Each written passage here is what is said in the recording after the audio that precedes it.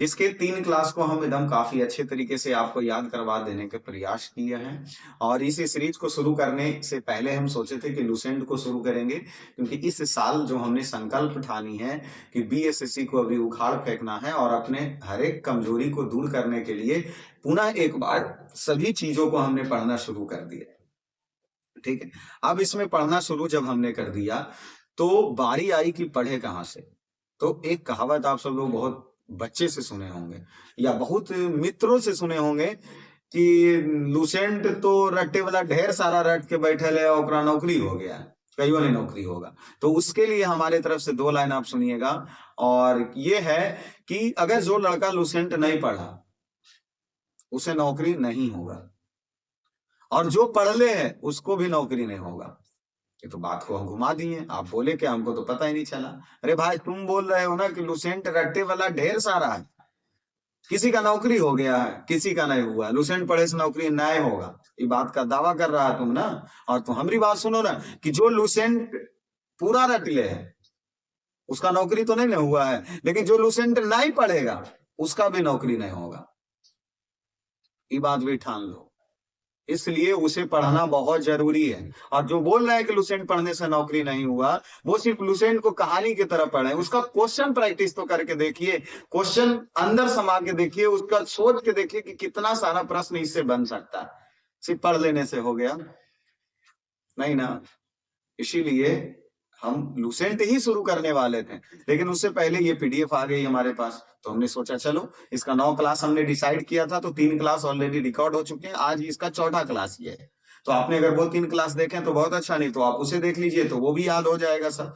आज 4थे क्लास में, जबकि 9 क्लास में हमने डिसाइड किए थे कि प्राचीन भी निपटा देंगे और मध्यकालीन भी निपटा देंगे, सही है। तो आज ये 4थे क्लास में हम सब, आप देख रहे हैं कि बोर्ड पे क्या लगा लगा करके हम रखे हैं, वो अपने घर की ही बात है, मगध साम्राज्य। कौन सा?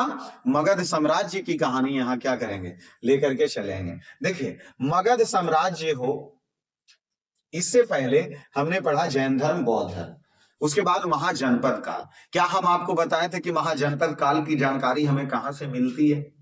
तो बौद्ध धर्म के अंगुत्तर निकाय और जैन धर्म के भागवती सूत्र से हमें 16 महाजनपदों की जानकारी मिलती है, जो कि जितने भारत हैं, मतलब कहने का मतलब महाजनपद का तात्पर्य यहाँ तो यही हो रहा है ना प्यारे मित्र, कि जितने भी जगह है उस समय भारत में, जैसे आज 28 राज्य में बांटा गया है, तो उस समय जो प्राचीन समयों में पूरी भारत का जितना क्षेत्रफल था, उस क्षेत्रफल को टोटल 16 महाजनपदों में क्या किया गया था, विभाजित किया गया था। ठीक है, जैसे उससे पहले की अगर बातें हम कर ले तो भाई जनपद कहां, वहां तो एक हड़प्पा सभ्यता के बारे में जानकारी हमें मिलता है, जिसका क्षेत्रफल कितना था, 13 लाख वर्ग किलोमीटर।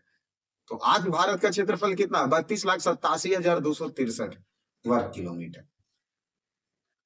ठीक है, तो उस प्रकार जब हम मगध साम्राज्य से पहले की बात अगर करें तो जैन धर्म बौद्ध धर्म के समय में, उस समय तक के 16 महाजनपद बटा हुआ था पूरे भारत में, जितने क्षेत्रफल थे सभी का।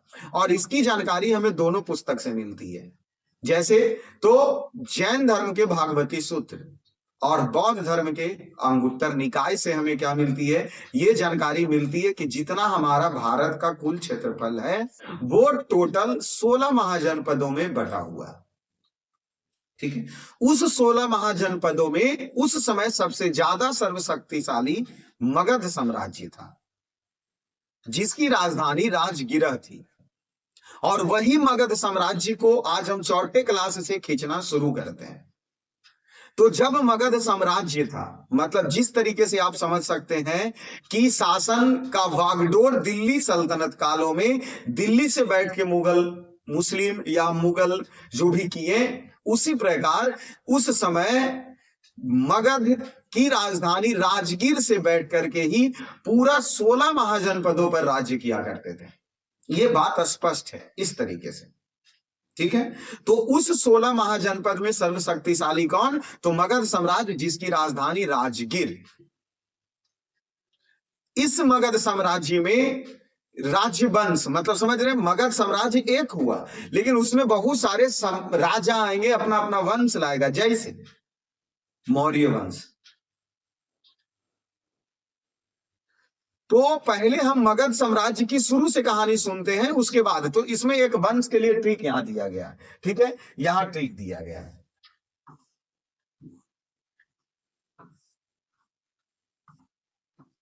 ठीक है। ट्रिक क्या दिया गया है जो समझो, अर्थात कि ये जो मगध साम्राज्य बनेगा, उस मगध साम्राज्य में टोटल 16 महाजनपद में यह सबसे ज्यादा सर्वशक्तिशाली था। ये बात तो हम आपको पहले ही बता रहे हैं कि 16 महाजनपदों में सबसे ज्यादा सर्वशक्तिशाली कौन सा, तो मगध साम्राज्य, ठीक है। चलिए फिर क्या बोला जा रहा है कि महाजनपद पर कुल 7 गो राजवंश ने शासन किया। मतलब जैसे आप समझ रहे कि अलग अलग वंश आएंगे, तो टोटल कितने वंश, 7 वंश। पहले इस 7 वंश का तुम नाम सेटअप करो अपने दिमाग में, उसके बाद हिस्ट्री का कुछ दाल गलेगा। तो हसीन मसुकसा, हसीन मसुकसा, ये इसका ट्रिक है। जैसे ह से हरियक वंश, स से शिशुनाग वंश और न से नंद वंश। हसीन मसुकसा, भाई याद रख सकते हो ना, हसीन मसुकसा, हसीन मसुकसा।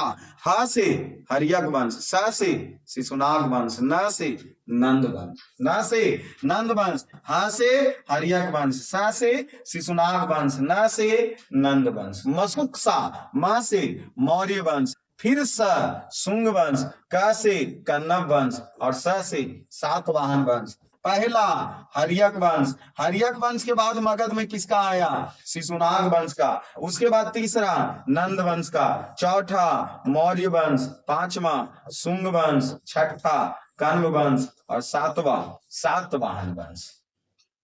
बोल दो स्वाहा। हसीन मसुकसा, हसीन मसुक, सा ह से हरियक वंश, स से शिशुनाग वंश, न से नंद वंश। हसीन खत्म हो गया, मसुक से आओ, म से मौर्य वंश, स से शुंग वंश, न से नंद वंश, सा से सातवाहन वंश। और बोलो किसको नहीं याद हुआ, वो हमें कमेंट करो कि क्या मगध साम्राज्य के 7 राजवंश आपके दिमाग में सेटअप हो गया। सबसे पहला हरियक वंश, दूसरा शिशुनाग वंश, तीसरा नंद वंश, चौथा मौर्य वंश, पांचवा शुंग वंश, छठा कौन से वंश, भूल गए ना, भूल गए ना, फिर से आते हैं। पहला हरियक वंश, दूसरा शिशुनाग वंश, तीसरा नंद वंश, चौथा मौर्य वंश। मौर्य वंश के आया शुंग वंश, फिर कण्व वंश, फिर सातवाहन वंश, फिर कण्व वंश, फिर सातवाहन वंश। देखिए इसमें कंफ्यूजन नहीं होना, शिशुनाग और शुंग में, क्योंकि हसीन मसुकसा का जब हम ट्रिक लिखेंगे तो शिशुनाग और शुंग में कंफ्यूजन हो जाएंगे, इसलिए पहले बड़ा बोलना है, पहले बड़ा। तो ये हमारा लास्ट बार, क्योंकि यहां हम आपको याद करवाने के लिए आए हैं। तो एक बार आप अपना आंख बंद कीजिए, मोबाइल को रोकिए और यह बातें रिपीट कीजिए और बातों को गौर से सुनिए। हमारी बात सुनिए, फिर मोबाइल बंद कीजिए, फिर एक बार अपने खुद से उच्चारण कीजिए। हसीन मसुक सा, ह से हरियक वंश, स से शिशुनाग वंश। मतलब पहला हरियक वंश, दूसरा शिशुनाग वंश, तीसरा नंद वंश, चौथा मौर्य वंश, पांचवा शुंग वंश, छठा कण्व वंश और सातवां सातवाहन वंश। ये हमारे मगध साम्राज्य के 7 राजवंश हैं जिसको हमें पढ़ना है। क्या करना है, पढ़ना है। चलो आओ, जैसे कि आप हरियक वंश से पहले कहानी सुन लीजिए। ये जरासंध के अखाड़ा वाला कहानी कौन कौन सुना, जो बताओ कि जरासंध, भीम लड़ा था जरासंध से। तो सुनिए, इससे पहले प्रमाणित तो नहीं है, लेकिन हरियक वंश से पहले विद्रथ वंश था। हरियक वंश से पहले राजगीर की कहानी हम बता रहे हैं, वहां पर विद्रथ था। जरासंध और भीम का सुने हो ना युद्ध, महाभारतों में जो कहानियां बताई जाती है। अभी भीम का घुटने का निशान राजगीर में बोला जाता है ना, कि जो उसका टौना से पहाड़ पर लगा था वो धस गया था। भीम शक्तिशाली। तो ये जरासंध, जरासंध की पहले हमारी बात आप सुनिए। तो जरासंध विद्रथ से हो गया। जरासंध किस कौन सम्राट, तो इसका एक विद्रथ वंश था, तो इसलिए विद्रथ के संस्थापक, मतलब विद्रथ वंश के संस्थापक कौन थे, तो विद्रथ ही था। विद्रथ वंश के संस्थापक विद्रथ ही था, ठीक है। और ये विद्रथ वाली बातें का कहानी आप सुने होंगे कि विद्रथ का कोई बाल बच्चा नहीं होता था। ठीक है, तो उस समय की यह कहानी काल्पनिक घटना है या क्या सत्य है ये मुझे पता नहीं है, बट इस कहानी के शेड्यूल से हम याद रखें, आप भी याद रख लीजिए। क्या तो विद्रथ वंश में, जो विद्रथ वंश का स्थापना किया कौन? विद्रथ किया।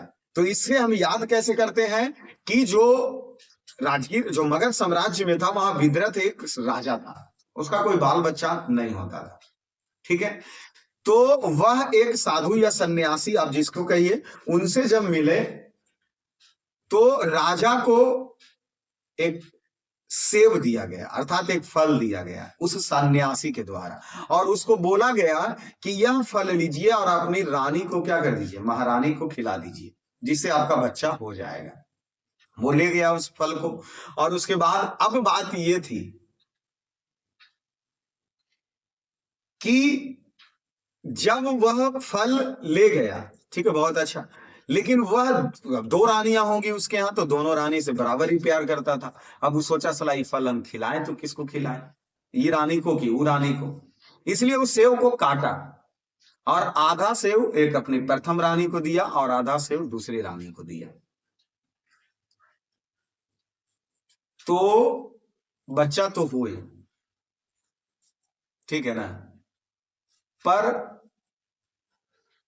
बच्चा आधा आधा हुआ दोनों को, क्योंकि हमने पहले ही कहा कि ये कहानी काल्पनिक है। आप इसे मान भी सकते हैं, नहीं भी मान सकते हैं। तो जब बच्चा आधा आधा हुआ तो वो तो जिंदा पॉसिबल तो था नहीं। ठीक है, तो वो बच्चा को राजा फेंकने के लिए ले गया, पहाड़ी इलाका अपना राजगीर, तो वहां फेंकने के लिए उसको ले गया।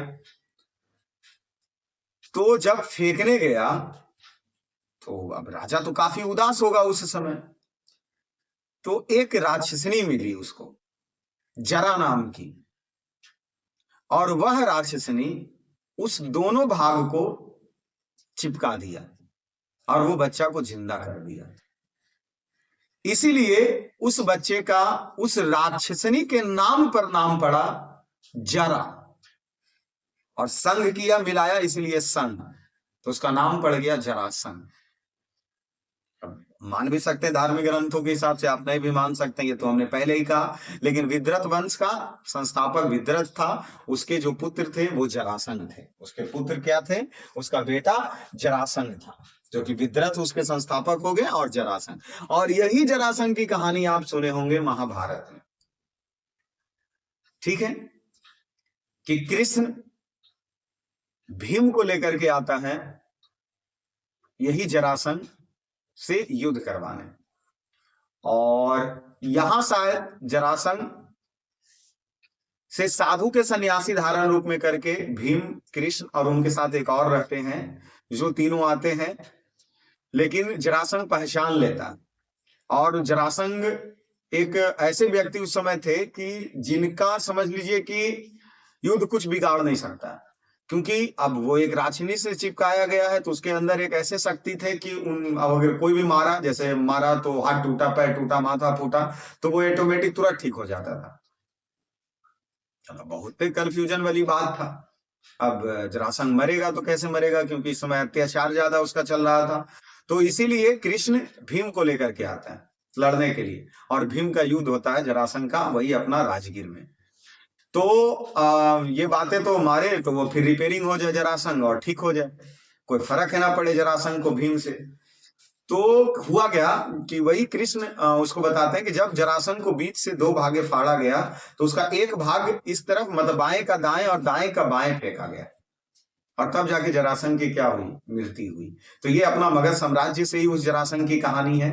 तो ये विद्रथ जरासंध हो गया। चलिए, अब ये जरासंध के बारे में अगर और भी कुछ जानना है तो यह देखिए, यहाँ दिया ही है कि जरासंध का किला कहाँ स्थित है? राजगीर में। अब भीम से युद्ध हुआ था जरासंध से, वो कौन युद्ध के नाम से जाना जाता? मल्ल युद्ध। कौन से युद्ध? मल्ल युद्ध। और जरासंध को सहदेव भी कहा जाता है। तो यही मल्ल युद्ध में भीम के द्वारा मारा गया कौन? जरासंध मारा गया था। ठीक है। चलिए, तो ये विद्रथ वंश, उसको छोड़िए, यहां आ जाइए कि हमारे कौन से मगध साम्राज्य में जो 6 गो वंश था, उस वंश में सबसे पहला वंश हर्यक वंश था। ठीक है, और हर्यक वंश के संस्थापक थे बिंबिसार। प्रश्न पूछेगा, हर्यक वंश के संस्थापक कौन थे? बिंबिसार थे। हर्यक वंश के संस्थापक बिंबिसार। इसकी राजधानी राजगीर। इसका विस्तार जो था वो बिंबिसार अपने विवाह, जैसे कि वैशाली, मतलब पहले राजा लोगों का ऐसे भी नीति अलग होता था कि मतलब जो साम्राज्य को वो जीत नहीं सकता, वहां वैवाहिक संबंध बना के अपने आप को मजबूत करता था। इसलिए बिंबिसार वैवाहिक संबंध से अपने पूरे साम्राज्य को क्या करके रखा था? मजबूत करके रखा था। ठीक है, तो इसका जो विस्तार हुआ था वो किसके कारण हुआ था? वैवाहिक, क्योंकि इस तरफ वैशाली और अंग जो दोनों उसके सटे हुए थे, मगध साम्राज्य के दोनों तरफ जो महाजनपदें थी, इनका दो दो को, एक यहाँ विवाह था, मतलब और उनका ही एक विवाह वैशाली में, तो दूसरा विवाह अंग में था। ठीक है, वज्जी का राजधानी वैशाली हुआ और अंग का चंपा हुआ, तो एक इधर भी विवाह और इधर भी विवाह, तो इनका वैवाहिक संबंध से विस्तार था। और बिंबिसार के समय में ही प्रथम बौद्ध संगीति हुई थी, जो कि कब हुई थी? 483 ईसा पूर्व में, 483 ईसा पूर्व में। और ये हुआ कहाँ था? राजगीर में, जैसा कि हम आपको बताए थे। ठीक है, कि अक याद करो, तो अ से अजात शत्रु, अजात शत्रु, अक हम याद करवाए थे ना। ये तो बिंबिसार के समय में इसका क्या हुआ था? नहीं, ये हर्यक वंश के समय में, ये मिस कर जाएगा। ऐसे अजात शत्रु के समय में प्रथम बौद्ध संगीति हुआ। तो ये वंश कौन सा? हर्यक के वंश है। प्रश्न पूछेगा कि हर्यक वंश में ही प्रथम बौद्ध संगीति हुई, कि जिस समय हर्यक वंश के समगद्दी पर कौन बैठल था? तो उस समय अजात शत्रु बैठल था। ठीक है, तो इसलिए प्रथम बौद्ध संगीति दिया। इस पर देखिए, आक्रमण वैशाली से इस पर क्या हुआ? आक्रमण हुआ, तो फिर भी वो वैवाहिक संबंध से ही क्या किए? मजबूत थे। ठीक है, इसमें इसका वैध क्या था? राजवैद, हर्यक वंश के राजवैद जीवक। पूछेगा, जीवक कौन से वंश में राजवैद थे? तो वह हर्यक वंश में थे। इसका बेटा अजात शत्रु, और यही बेटा अजात शत्रु जो क्या बोल रहे हैं कि 483 ईसा पूर्व में जो प्रथम बौद्ध संगीति हुआ, उस अजात शत्रु के समय में हुआ। ये ज्यादा दिन तक नहीं, 12 वर्ष तक शासन किया, और इसके बाद इनकी बिंबिसार का खुद हत्या कर देता है अजात शत्रु। क्यों कर देता है? क्योंकि ये आक्रमण वैशाली से, क्योंकि अब इनका एगो विवाह वैशाली में था, दूसरा इधर हम बोल रहे हैं अंग के तरफ था, तो वैशाली से वह बाबुए जी पर अटैक कर देता। बोले जब तक जिन मरेंगे नहीं, इसीलिए इनको शायद पितृ सत्रात्मक या कुछ बोला जाता है, पितृहीनता, पिता की हत्या करने वाला प्रथम कौन है? तो अजात शत्रु। कौन है? अजात शत्रु। तो 12 वर्ष तक के शासन में बिंबिसार क्या किए? बिंबिसार को मार डाला, उसका खुद का बेटा हत्या कर डाला, अजात शत्रु। तो ज्यादा कुछ नहीं, इतना ही ध्यान इससे रखिए। किससे? हर्यक वंश के किससे? बिंबिसार से। तो हर्यक वंश के संस्थापक हो गए बिंबिसार। इसकी राजधानी राजगीरा, वैवाहिक संबंध से मजबूत थे। वैशाली से खुद बेटा ही इस पर आक्रमण कर दिया अजात शत्रु, और इसके क्या हो गई? हत्या हो गई। यहाँ देखिए फिर क्या लिखा जा रहा है कि बिंबिसार ने अपने राजवैद्य जीवक को अवंती अर्थात मध्य प्रदेश के, यहाँ पे एक कहानी है जो कि राजा चंड प्रबोध के इलाज के लिए भेजा था, इसीलिए उसमें ना उसका ये अवंती जो उज्जैन जिसकी राजधानी है, तो इनसे भी इसका संबंध काफी अच्छा हो जाता है, क्योंकि अवंती जो मध्य प्रदेश में उज्जैन है, वहां के राजा का काफी तबीयत खराब था।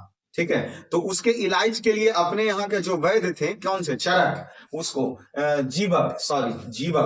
जीवक को वो भेजा था यहाँ मध्य प्रदेश, तो राजा चंड प्रबोध के इलाज के लिए, इसलिए इनका ये ठीक हो जाता है।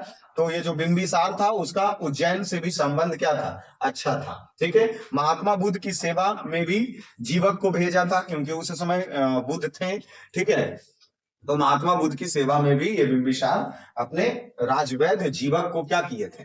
भेजे थे। तो लेकिन ये बिंबिसार का हत्या तो उसका खुद का बेटा ही कर डाला, अजात शत्रु। तो अजात शत्रु भी प्रश्न पूछेगा कि देखिए, हर्यक वंश के संस्थापक बिंबिसार, अब बिंबिसार का बेटा अजात शत्रु, बिंबिसार के बेटा अजात शत्रु। देखो इसका उपनाम है पितृहंता या कुनिक। क्योंकि पिता के हत्या किया इसलिए इसको पितृहंता कहा गया। और कुनिक ये अपने शत्रु को रखना नहीं चाहता था, इसलिए इसको जहां पे भी शत्रु नजर आता था ना अपना, वहां पे डायरेक्ट ये क्या कर देता था, अटैक कर देता था। ठीक है, इसलिए इसको कुनिक कहा गया। साथ में इसको जो डर था कि कहा हमारा सौतेला भाई अंग चंपा और दूसरे जगह से अटैक ना कर दे, इसलिए राजगीर को किला बंदी करवा दिया। राजगीर को क्या कर दिया, किला बंदी करवा दिया। और वैशाली वगैरह पर भी क्या करता, आक्रमण करता। इसका गुप्तचर कौन था, वर्षकार। इसका गुप्तचर कौन था, वर्षकार। और साथ में अजात शत्रु जब किला को बनाया तो एक से एक नया नया हथियार भी बनाने लगा, जैसे रथ मूसल और महाशिला कंटक। मतलब कि रथ मूसल और महाशिला कंटक से मतलब क्या हो रहा कि बड़े बड़े चट्टानों को यह उठा के फेंक देने वाला, जैसे युद्ध हो रहा, भीड़ है बहुत सारा, तो चट्टान को पीछे से वो न्यूटन के तीसरा नियम वाले लगा के खींच के अगर फेंक दें तो बहुत सारा मर न जाएगा। इसीलिए पूछेगा रथ मूसल और महाशिला कंटक जैसे हथियार कौन बनाया था, तो अजात शत्रु ये हथियार बनाए थे, रथ मूसल और महाशिला कंटक जैसे। ठीक है, वैवाहिक रणनीति से विवाह करते हैं, मतलब ये भी कि ताकि ठीक ठाक हमारा शासन चले, लेकिन जैसा करनी वैसा भरनी।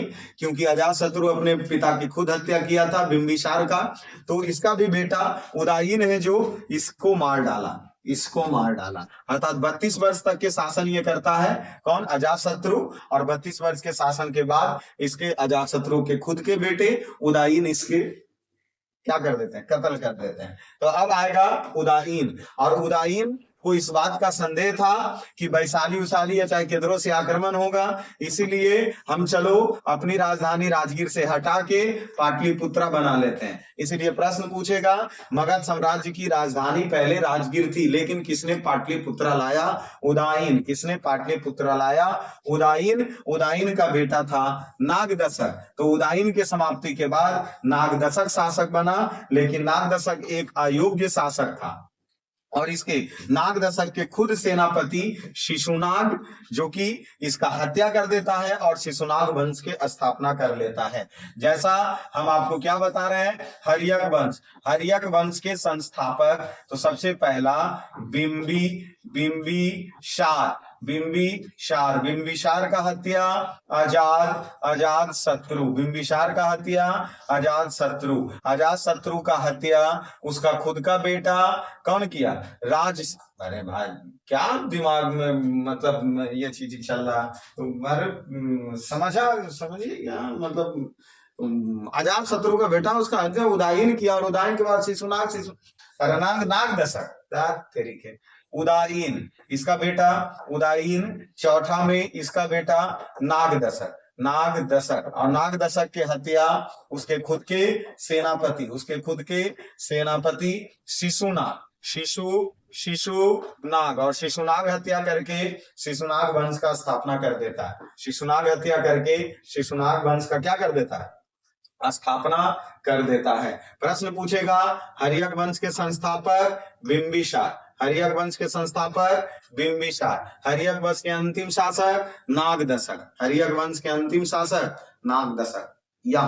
यहां सेटअप करो, यहां हर्यक वंश में बिंबिसार को मार डाला उसका खुद के बेटा अजातशत्रु को भी मार डाला उसका खुद के बेटा उदयन की हत्या हुई। उदयन के बाद हर्यक वंश के अंतिम शासक नागदशक बना, जो नागदशक एक अयोग्य शासक था, इसीलिए उसके खुद के सेनापति शिशुनाग के द्वारा मार डाला गया। और शिशुनाग मारा तो वह हर्यक वंश के स्थान पर शिशुनाग वंश का स्थापना कर लिया।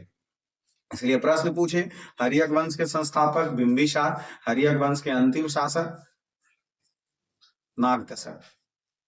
हर्यक वंश के बाद कौन आया, शिशुनाग वंश के संस्थापक समझ रहे हैं कौन आया शिशुनाग। तो ये रहा शिशुनाग वंश। देखिए यहाँ जो उदयन राजधानी अपना पाटलिपुत्र किया, तो ये पाटलिपुत्र में ही रख लेता, तो ये शिशुनाग वंश ने शिशुनाग के द्वारा शिशुनाग वंश की स्थापना हुई, और जो कि अपना राजधानी पाटलिपुत्र में ही रखा, क्योंकि उस समय इसकी राजधानी उदयन के द्वारा जो पाटलिपुत्र लाई गई थी तो वही थी। अर्थात शिशुनाग वंश के संस्थापक शिशुनाग हुए, और इसका उत्तराधिकारी इसका बेटा बना कालाशोक, इसलिए शिशुनाग का उत्तराधिकारी कालाशोक बना। और कालाशोक के द्वारा एक महत्वपूर्ण कार्य किए गए, जो कि राजधानी पाटलिपुत्र से वैशाली लेके चला गया।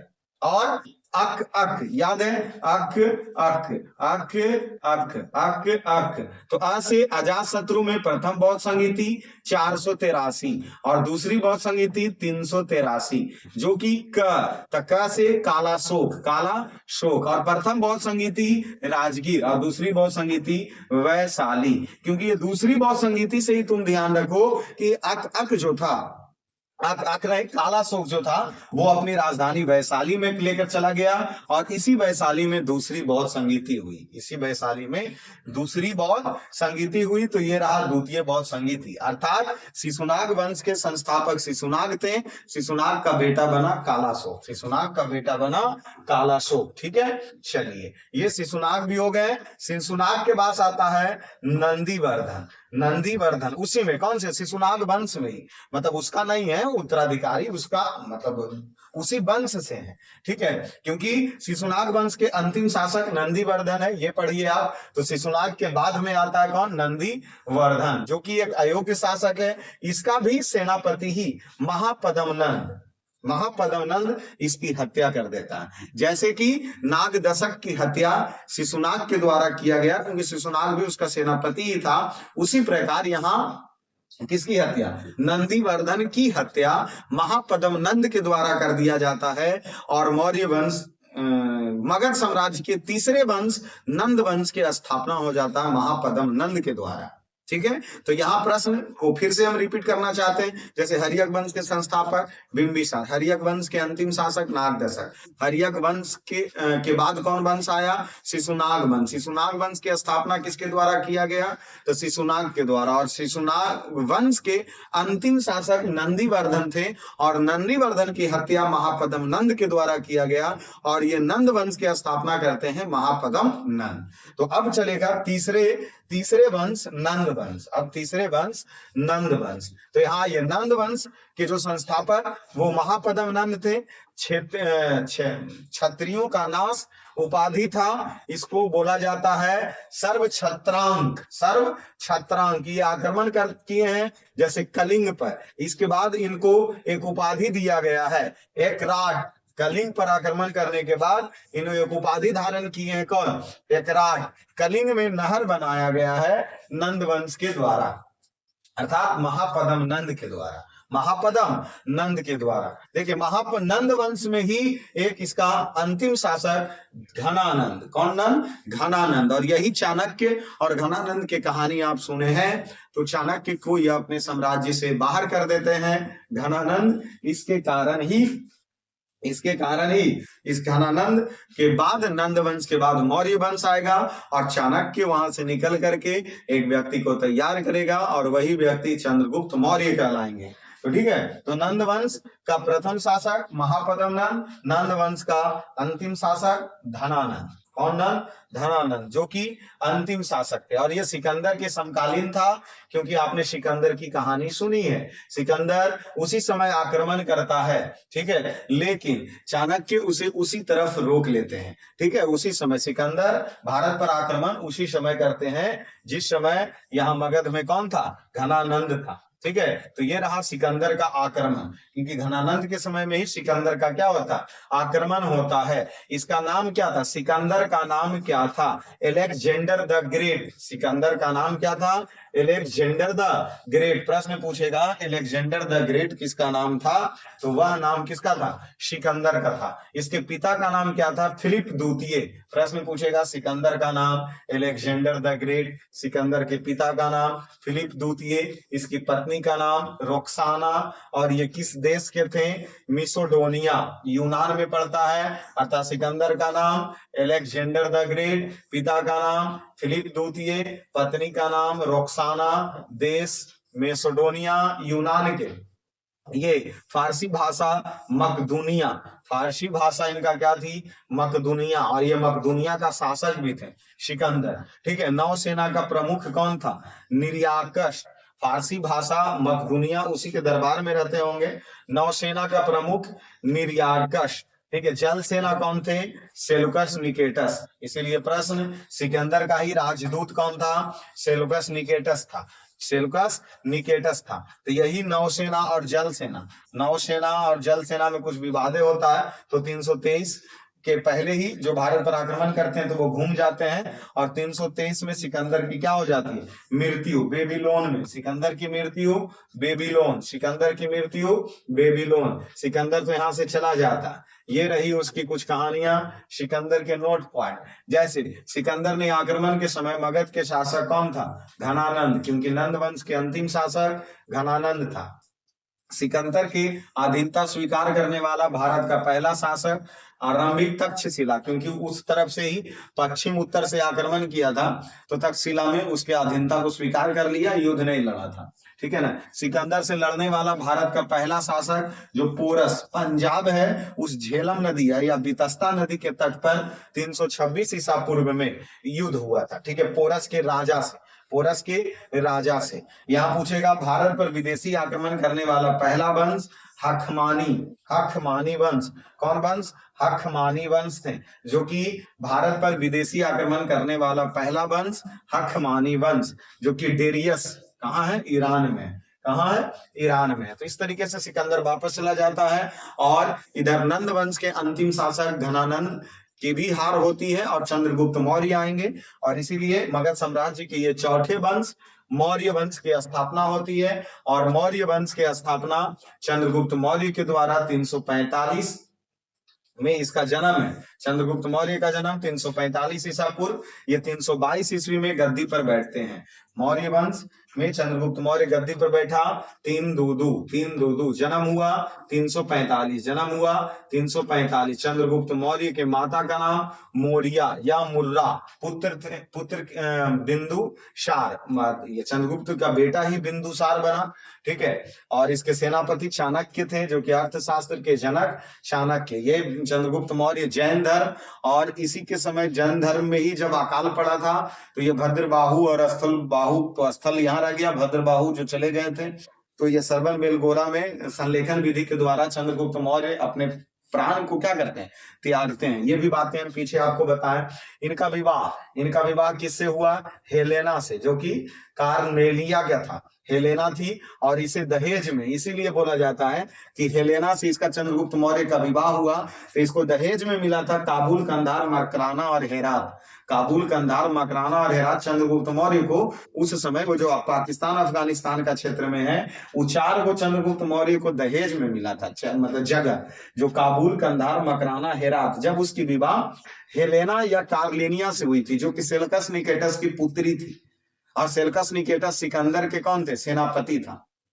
तो वही सेल्कस निकेटस की पुत्री हेलेना से ही विवाह चंद्रगुप्त मौर्य को हुआ, और उसे चार्य साम्राज्य क्या मिला, दहेज में मिला चंद्रगुप्त मौर्य को। और इसी से बेटा, चंद्रगुप्त मौर्य का बेटा बनता बिंदुसार। ठीक है, और बदले में ये अपने, जब दहेज इसको में ये 4 साम्राज्य मिला, 4 जगह मिला, तो ये उपहार के रूप में 500 हाथी सेल्कस निकेटस को दान दिया था, क्योंकि पश्चिमी क्षेत्रों में हमारे यहाँ जो हाथी है वो नहीं था, तो 500 हाथी उनको दान दिया गया है।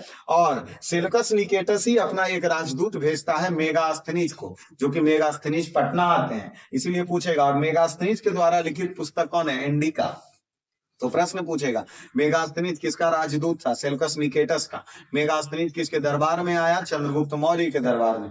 जो सेल्कस निकेटस को चंद्रगुप्त मौर्य क्या दान दिया, तो 500 हाथी उसको क्या कर दिए थे, दान में दे दिया था। और मेगास्थनीज इंडिका पुस्तक चंद्रगुप्त मौर्य को क्या बोला जाता है, सेंड्रोक्रोटस, सेंड्रोक्रोटस शब्द से बोला गया किसको, चंद्रगुप्त मौर्य को। और ये पहचान कौन करता है, तो विलियम जोन्स के द्वारा। किसके द्वारा, विलियम जोन्स। प्रश्न पूछेगा कि चंद्रगुप्त मौर्य को सेंडोक्रोटस कौन कहा? तो विलियम जोन्स कहा, विलियम जोन्स का। सुदर्शन झील का निर्माण भी चंद्रगुप्त मौर्य के द्वारा करवाया जाता, और 298 ईस्वी में इनकी क्या होती है? मृत्यु। जबकि जन्म 345, जन्म 345 और 322 में गद्दी पर, और 298 में इनकी क्या होती है? मृत्यु होती है। और जो कि ये मृत्यु खुद से सरवन बेलगोला कर्नाटक, वो जो जैन धर्म को मानते थे, इसीलिए संलेखन विधि के द्वारा जाकर के अपने आत्मा को क्या करते हैं? त्यागते हैं। और उसके बाद चंद्रगुप्त मौर्य के बाद इनका बेटा बिंदुसार, बिंबिसार नहीं, बिंबिसार हर्यक वंश में, बिंदुसार गद्दी पर बैठता है। बिंदुसार क्या होता है? गद्दी पर बैठता है। चलिए, तो इसी के समय में ना, यहाँ देख लीजिए, यहाँ कुछ दिया गया, अकाल में दिए गए राहत सामग्री के जानकारी कहाँ मिलता है? सहगौर अभिलेख में। मतलब चंद्रगुप्त मौर्य के समय में जो अकाल में बहुत सारा सामग्री देते थे, इसकी जानकारी कहाँ मिलता? सहगौरा अभिलेख, जो कि गोरखपुर में। चंद्रगुप्त मौर्य का पश्चिम विस्तार की जानकारी जूनागढ़ अभिलेख, रुद्रदामन, जैसे कि ये झील बनाए थे जो, ठीक है ना, तो जूनागढ़ अभिलेख में पश्चिम, मतलब पश्चिम तक भी इनका विस्तार हुआ, क्योंकि 4 गो तो इनको दहेजे में मिल गया, काबुल, कंधार और उस तरफ का, ठीक है ना, इसलिए पश्चिम तक भी विस्तार करने वाला चंद्रगुप्त मौर्य ही था। ठीक है, चंद्रगुप्त मौर्य पूर्वी विस्तार की जानकारी कहां से मिलती है? मतलब पश्चिम विस्तार की जानकारी तो जूनागढ़ अभिलेख से मिलता, लेकिन अगर पूरब के तरफ के जो विस्तार की जानकारी, वो महास्थान, बंगाल, तो बंगाल से मिलता हमें, क्योंकि इस तरफ को चंद्रगुप्त मौर्य अपने समय में, समझ लीजिए कि पाकिस्तान, अफगानिस्तान, काबुल, कंधार, पश्चिम तक उन्हें साम्राज्य चल गया था। किसका? इसका कौन से वंश? मौर्य वंश का। और इस तरफ बंगाल तक था मौर्य वंश का साम्राज्य, तो उस समय बढ़ चुका था। अर्थात मगध जो साम्राज्य थे, वो चंद्रगुप्त मौर्य अर्थात मौर्य वंश में काफी विस्तृत होकर के क्या हुआ था? फैला था। ठीक है, अब देख लीजिए, भारत का मैकियावेली किसे कहा जाता? क्योंकि जहां गुरु चाणक्य रहेंगे वो साम्राज्य ना विस्तार होता, तो फिर चाणक्य किस काम के? क्योंकि चाणक्य नीति आज तक फेमस कैसे हुआ?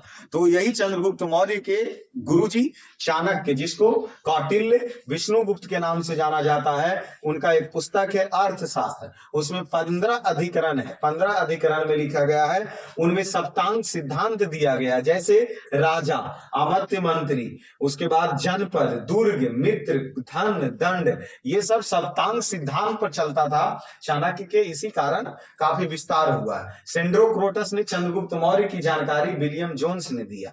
मतलब ये बात हम ऊपर भी आपको बताएं कि सेंड्रोक्रोटस चंद्रगुप्त मौर्य को कौन कहा? तो विलियम जोन्स कहा। सेंड्रोक्रोटस कौन कहा चंद्रगुप्त मौर्य को? तो विलियम जोन्स कहा। चंद्रगुप्त मौर्य के बाद उसका खुद का बेटा, जब जैसे कि क्या बताएं कि चंद्रगुप्त मौर्य का जन्म 345 ईसा पूर्व, वो गद्दी पर कब बैठे? 22 में, और उनकी मृत्यु हुई 298 ईसा पूर्व में। तो मृत्यु के बाद चंद्रगुप्त मौर्य का बेटा बिंदुसार 298 ईस्वी पर क्या पर आया? गद्दी पर आया। ठीक है, जो कि बिंदुसार ये कभी नहीं चाहता था, ये शत्रु के विनाशक के नाम से जाने जाते हैं, जिसको अमित्र घात के नाम से हम सब भी जानते हैं। क्या? अमित्र घात, शत्रुओं का विनाशक, अमित्र घात, शत्रुओं का विनाशक। आजीवक संप्रदाय के संस्थापक मैथिली पुत्र गोसाल के द्वारा किया गया, जो कि इन्हीं के दरबार में थे।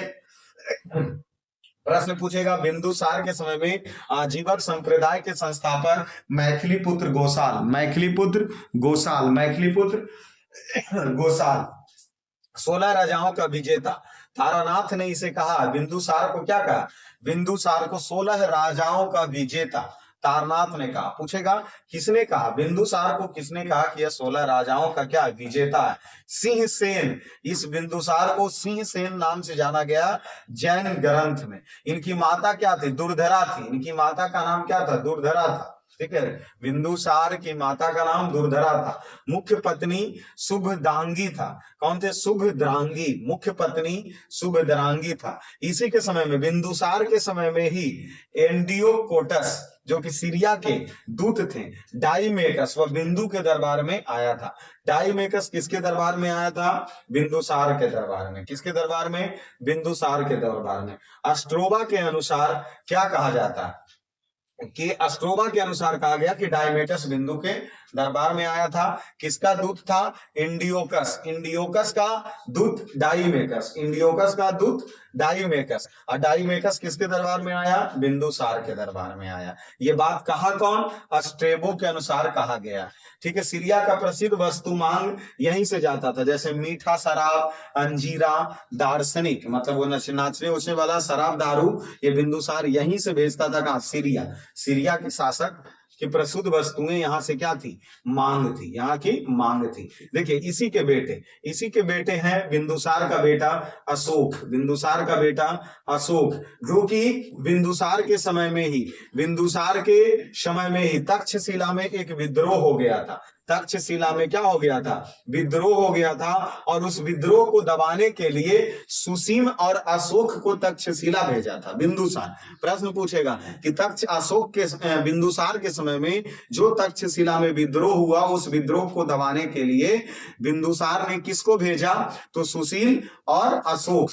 सुसीम और अशोक। इसलिए अब यहां से बिंदुसार के बाद आएंगे अशोक, और इनका नाम देवनाम प्रियदर्शी के नाम से किसे जाना जाता है? अशोक को, जिनका जन्म 304 ईसा पूर्व में हुआ। अशोक के जन्म 304 ईसा पूर्व। अशोक के दादाजी बिंदुसार कौन थे? अशोक के दादाजी चंद्रगुप्त मौर्य। अशोक के दादाजी चंद्रगुप्त मौर्य। अशोक के बाबूजी बिंदुसार। इसका जन्म 304। अशोक का राज्य अभिषेक 269 ईसा पूर्व में हुआ। इनके बाबूजी का राज्य अभिषेक 298 ईसा पूर्व, अर्थात बिंदुसार 298 में, अशोक 269 में तक्षशिला में हुए विद्रोह को दमन किया था। और साथ में श्रीनगर की स्थापना भी किसके द्वारा किया गया? अशोक के द्वारा। श्रीनगर की स्थापना अशोक के द्वारा। और यह बात की जानकारी, तो कश्मीर की जानकारी हमें राज्य तरंगिणी पुस्तक कल्हन के द्वारा जो लिखा गया है उसमें ही मिलता है। राज्य तरंगिणी पुस्तक कल्हन के द्वारा जो लिखी गई है उसमें मिलता है। अब देखिए, तो ये राज्य अभिषेक 269, राज्य अभिषेक के 8वें वर्ष के बाद जो 261 ईस्वी में कलिंग युद्ध लड़ा, क्योंकि जब इनके दादाजी ही चंद्रगुप्त मौर्य पूरे पश्चिम से पूरब तक के साम्राज्य को छोड़ करके तो जैन धर्म को अपना के कहाँ चले गए थे?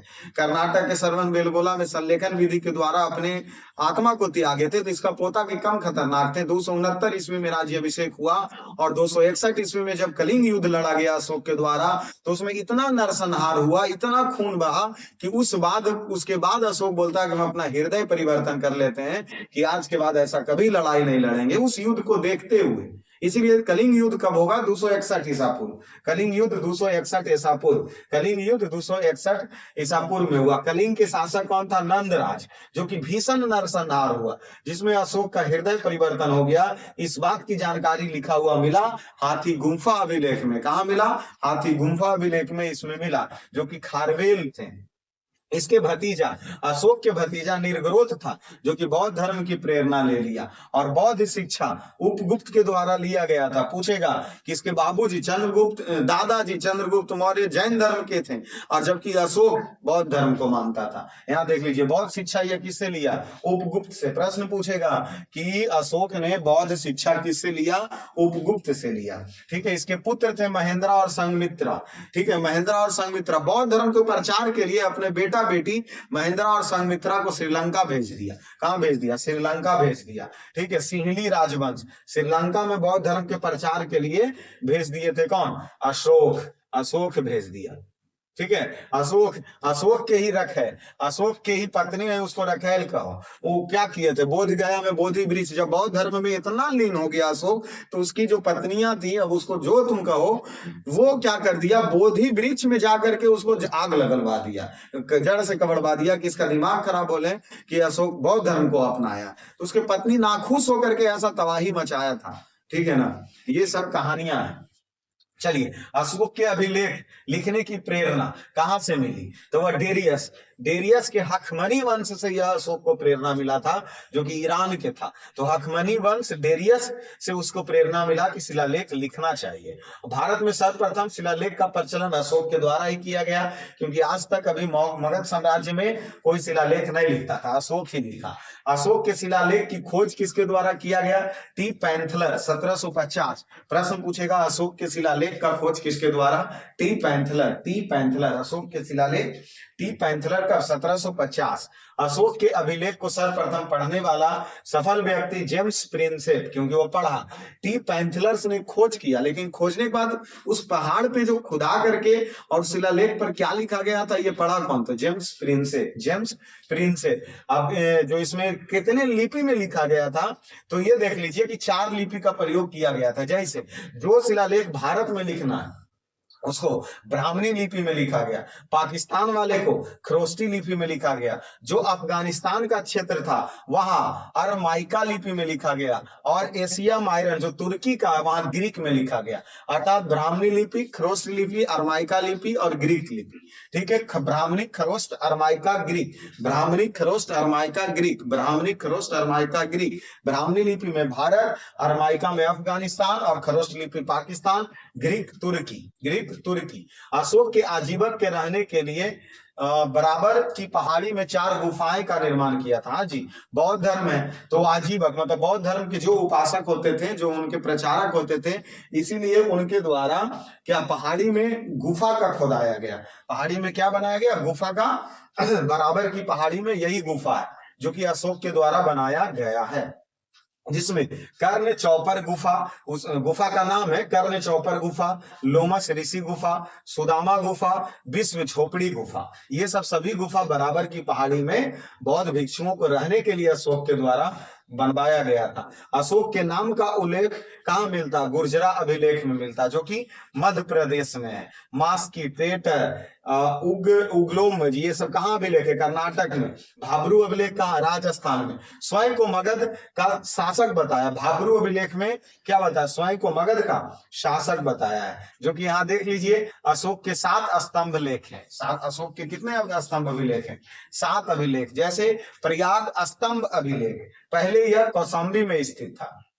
ये प्रश्न पूछेगा अशोक के कितने अभिलेख थे, तो अशोक के 7, अशोक के 7 गो स्तंभ लेख। जैसे देखिए लेख किस तरीके से लिखा गया, कुछ जगहों पर जैसे आज रोड पर इस तरीके से, और ऊपर जो बैनर खंबा की तरह लगा हुआ होता है उसको स्तंभ लेख कह दिया, और पहाड़ उहाड़ पर तो उसको शिलालेख के नाम से जाना गया। तो इस तरीके से जो सड़क उड़क पर मुहाने जैसे नहीं, तो यहाँ से ये गांव शुरू हो गया, तो उस तरीके से स्तंभ लेख अशोक के द्वारा 7 लिखाया गया। अशोक के द्वारा 7 है। पहले यह कौशाम्बी में स्थित था, ठीक है ना, लेकिन अकबर ने इसे इलाहाबाद के किला में स्थापित कर दिया। अर्थात प्रयाग स्तंभी अभिलेख पहले कौशाम्बी में था और अभी वर्तमान स्थिति इसका इलाहाबाद में। प्रश्न पूछा जा सकता है कि प्रयाग स्तंभ अभिलेख को वहां कहां से, कौशाम्बी से इलाहाबाद कौन लाया? तो अकबर लाया। इसे रानी का अभिलेख कहा जाता है, इसे रानी का, अर्थात प्रयाग स्तंभ अभिलेख को रानी का अभिलेख कहा गया। तो ये पहला अभिलेख हो गया प्रयाग वाला। दूसरा अभिलेख है दिल्ली टोपरा, जो कि फिरोज शाह तुगलक द्वारा इसे टोपरा से दिल्ली लाया गया। टोपरा से कहां लाया गया? मतलब दिल्ली टोपरा स्थानांतरित कर दिया। जैसे इसमें भी देखो नामे में छुपल है सब कुछ।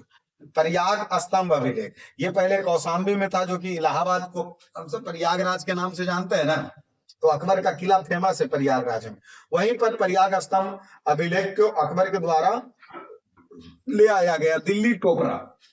फिरोज शाह तुगलक, ये तुगलक वंश में, समझ रहे हैं ना, फिरोज शाह तुगलक के द्वारा इसे टोपरा से दिल्ली लेकर के आ गया। इस पर अशोक के 7वें अभिलेख का उल्लेख किया गया। कौन? दिल्ली टोपरा अभिलेख पर। फिर एक दिल्ली मेरठ अभिलेख, जो कि फिरोज शाह तुगलक द्वारा मेरठ से दिल्ली लेकर चला गया। मतलब समझ रहे हैं ना, नामे में छुपल है। टोपरा दिल्ली, तो टोपरा से उठा के दिल्ली रख दिया फिरोज शाह तुगलक।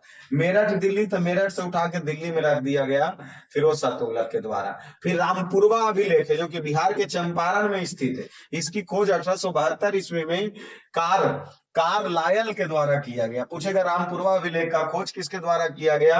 कार्लायल के द्वारा। कब किया गया? 1872 में। ये कहाँ स्थित है? चंपारण बिहार में। लौरिया अरियाज का अभिलेख, ये भी चंपारण के बिहार में।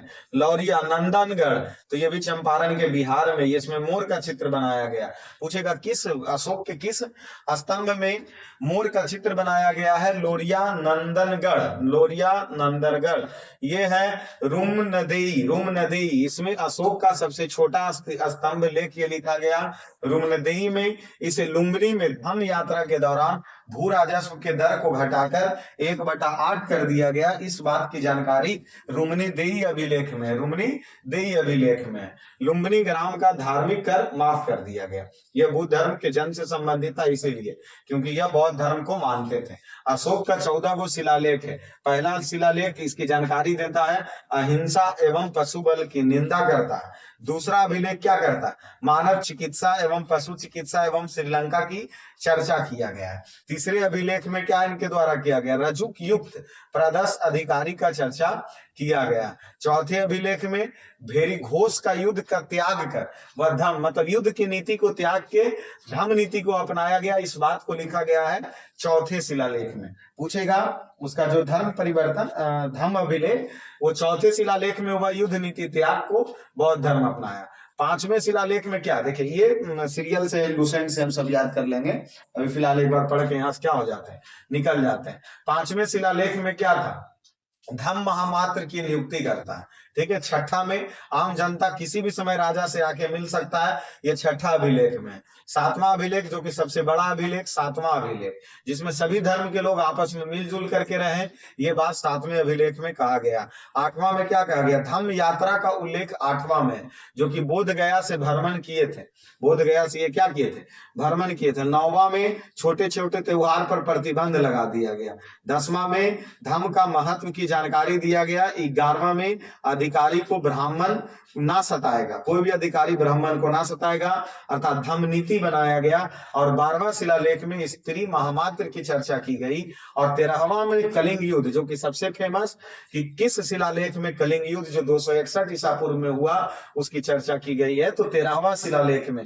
और 14वां शिलालेख में अशोक ने जनता को धार्मिक जीवन बिताने के लिए प्रेरणा किया कि आओ सब लोग धर्म को अपनाते हैं। और यहाँ है विद्रथ, जो कि एक अयोग शासक था, वो विद्रथ वंश की स्थापना विद्रथ के द्वारा किया गया, वो अलग है। यहाँ अशोक में अर्थात मौर्य वंश के सबसे अंतिम शासक कौन है, वो विद्रथ है, जो कि एक अयोग्य शासक है। और इसका भी सेनापति पुष्यमित्र शुंग के द्वारा इसकी हत्या की जाती है। और पुष्यमित्र शुंग ने ही विद्रथ की हत्या करके मौर्य वंश के बाद शुंग वंश का स्थापना करता है। और ये शुंग वंश 5वां वंश बनेगा, कौन से, मौर्य साम्राज्य की। तो मौर्य वंश का अंतिम शासक विद्रथ, मौर्य वंश का अंतिम शासक विद्रथ, इन्हें ज्यादा बड़ा नहीं है, निपट जाएगा। शुंग वंश, आइए तो शुंग वंश के संस्थापक पुष्यमित्र शुंग, जो कि ये अपनी राजधानी पहले पाटलिपुत्रा था, उसके बाद दूसरी राजधानी है विदिशा को बनाया। बोला जाएगा शुंग वंश के संस्थापक कौन थे, पुष्यमित्र शुंग। किसकी हत्या करके यह बने, तो विद्रथ की हत्या करके, जो कि मौर्य वंश का सबसे अंतिम शासक विद्रथ था, उसकी हत्या करके पुष्यमित्र शुंग के द्वारा शुंग वंश की स्थापना की गई, जिसकी पहली राजधानी कहां बनाया गया, पाटलिपुत्रा में, और इसकी दूसरी राजधानी विदिशा में थे। शुंग जाति के ब्राह्मण थे, इसीलिए यह बौद्ध के काफी विरोध किया। बोला कि पूरे मौर्य वंश वाला है, इसका पूरा वंश जैन धर्म बौद्ध धर्म को अपनाया है। और जब अशोक बौद्ध धर्म का इतना प्रचार कर रहा था, इसीलिए ये है जो ब्राह्मण जाति होने के कारण बौद्ध का विरोध किया। और 2 स्तूप का पूरा निर्माण की करवाया गया, एक सांची का स्तूप मध्य प्रदेश में और भरहुत का स्तूप मध्य प्रदेश में, जिसमें पत्थर और सांची वाला तांबा, ठीक है ना। ग्रंथों की रचना महाभाष्य, अष्टाध्याय, मनु स्मृति सब इसी समय, क्योंकि ये ब्राह्मण है तो एक से एक ग्रंथ बनाएंगे, तो महाभाष्य, अष्टाध्याय और मनु स्मृति, ये सब ग्रंथ के रचना का। जैसे अष्टाध्याय के रचना कौन है, पाणिनि, ठीक है। विदेशी यवन आक्रमण हुआ था इसके समय में, किसके समय में, किसके समय में, पुष्यमित्र शुंग के समय में आक्रमण हुआ था। जैसे डेमीट्रियस का आक्रमण हुआ था, मीमांडर का आक्रमण हुआ था, जो कि बौद्ध धर्म, नागसेन और मिलिंद उपाध्याय ग्रंथ में इसकी क्या मिलती है, जानकारी मिलती है। इसके पुत्र कौन थे, पुत्र जो अग्निमित्र थे, यवनों को हराया था। साथ में यह ब्राह्मण जाति के थे, इसलिए 2 अश्वमेध यज्ञ करवाए हैं, जिसका पतंजलि के नेतृत्व में कराया गया। कलिंग पर आक्रमण, खारवेल से हार मिला था इन्हें, ये भी कलिंग पर आक्रमण किया था, लेकिन इसको क्या किया गया, पुष्यमित्र शुंग को कलिंग पर आक्रमण करने के बाद खारवेल से इनकी हार मिली। और मलिक व अग्निमित्र कालिदास इनको कहा गया, और इसका उत्तराधिकारी भागभद्र था। और भागभद्र भी हारेगा, भागभद्र भी हारेगा, क्योंकि भागभद्र को एंडिया क्रिटस, यूनान के राजदूत, हेलियोडोरस जो कि भागवती धर्म, विष्णु धर्म, गरुड़ ध्वज और बेसांगर अभिलेख के मध्य प्रदेश में मिलता है।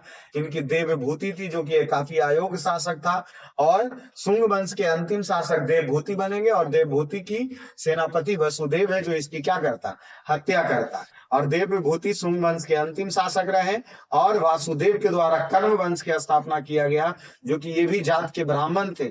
और कर्ण वंश का अंतिम शासक सुशर्मा बनेगा जिसका हत्या सिमुक के द्वारा किया जाएगा, और सिमुक आएंगे सातवाहन वंश की स्थापना करेंगे, और अपनी भाषा प्राकृतिक लिपि ब्राह्मणी और ये अंध सतवाहन के नाम से जाना गया। तो सिमुक के बाद सातवाहन वंश के में आएंगे कौन, सातकर्णी प्रथम, सातकर्णी प्रथम जिसके द्वारा 2 अश्वमेध और 1 राजसूय यज्ञ करवाया गया। और ये देख लीजिए, ये दक्षिण भारत के थोड़ा ज्यादा जाएंगे तो दक्षिणा पंथती एवं अपरहित चक्र चलाया, साथ में गोल मुद्राएं भी चलाया, रजत मुद्राएं भी पत्नी के नाम पर सतकर्णी के द्वारा रजत मुद्रा चलाया गया। सतकर्णी का सूचक था श्रीशास्त्र, और इसकी रानी थी नागनिका जो कि नाना घाट अभिलेख से इसकी जानकारी मिलती है सतकर्णी प्रथम का। उसके बाद हाल आया जो कि कवि हैं, उसमें गौतम पुत्र सतकर्णी आएंगे, और इसी प्रकार सातवाहन वंश चलेंगे, और सातवाहन वंश का क्या होगा, अंत होगा, जो कि इधर से ज्यादा प्रश्न नहीं पूछा जाएगा। विशिष्ट पुत्र तो कुछ नहीं, सातकर्णी का अंतिम वंश आप सिर्फ याद कर लीजिए, ठीक है, अंतिम वंश, बाकी बेड़ा पार है। सीसा के सिक्का सबसे ज्यादा सातवाहन वंश, ये प्रश्न इंपॉर्टेंट है, शीशे का सिक्का सातवाहन वंश में चलाया गया था, ठीक है। और नहीं कुछ, जो कि सातवाहन वंश का समाज मातृ सत्रात्मक पहुंच चुका था। यहाँ से मौर्योत्तर काल चलेंगे, मौर्योत्तर काल चलेंगे जो कि 4 गो ये विदेशी आक्रमण है, ये मौर्योत्तर काल में हम पढ़ रहे हैं, तो एक वीडियो मौर्योत्तर काल के लिए बनेगा। उसके बाद मुस्लिम आक्रमण, देने तो निपटिए जाएगा। अभी मौर्योत्तर काल में जितना विदेशी आक्रमण भारत पर होंगे वो हो गए, क्योंकि इधर उस समय प्राचीन भारत में मेन मगध साम्राज्य निपट गया, 5 वंश निपट गए, 5 का शासक, और उसमें किया गया कार्य आपको याद है, प्राचीन इतिहास समझ लीजिए मजबूत है। जैन धर्म, बौद्ध धर्म, हड़प्पा सभ्यता, ये 5 चीज आपको अगर याद है, और एक मौर्योत्तर। देखिए क्या क्या याद होना चाहिए प्राचीन इतिहास में, मौर्योत्तर, बौद्ध धर्म, जैन धर्म, हड़प्पा सभ्यता और वेद, खत्म बात। वेद हो गया, हड़प्पा सभ्यता 2, और उसके बाद मौर्य साम्राज्य, ये मगध साम्राज्य 3, जैन धर्म, बौद्ध धर्म 3 2 5, और एक मौर्योत्तर 6 में प्राचीन इतिहास खत्म। 6 में प्राचीन इतिहास का बाय बाय टाटा।